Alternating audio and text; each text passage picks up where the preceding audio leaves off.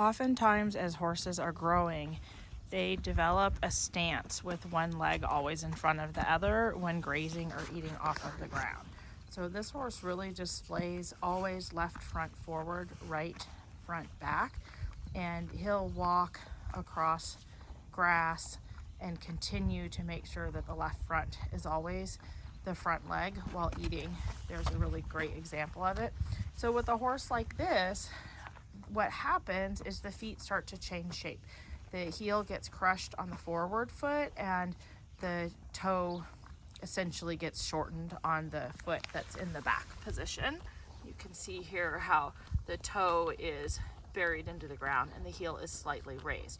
So with horses like this, we really have to think about their feeding posture throughout the day, including buckets, hay nets, hay balls, whatever option you have to get their food a little bit off of the ground.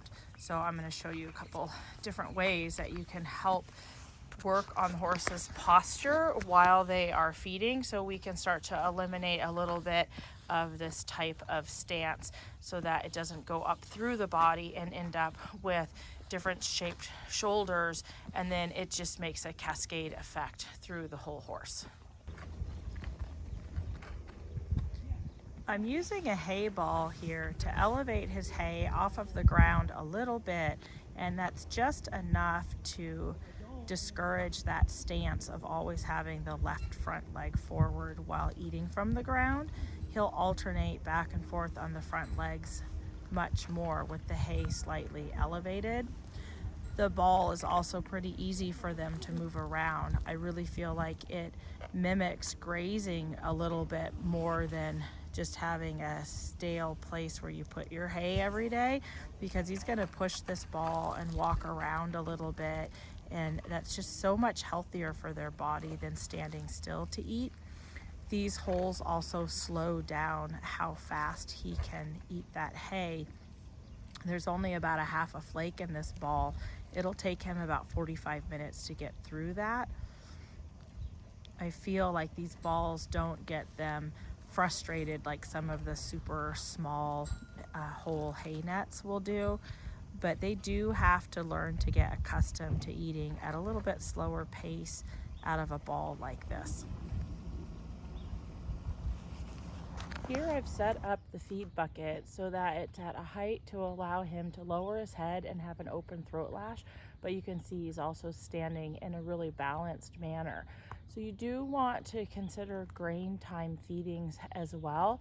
Although a lot of people like to use a pan on the ground, this horse would be standing with his front legs really sprawled out like a foal, and that's a posture that we're trying to discourage through his feeding stance. So his bucket in the stall is set up very similar. This bucket is called a better bucket, and it's pretty big, but it has a slope forward so that when he puts his head into the bucket, he doesn't have to put it straight down like the traditional water buckets that we're used to seeing. He's got a little bit more room to angle his neck in there, which really helps lower the neck so the jaw can hang and be a little bit more loose while eating.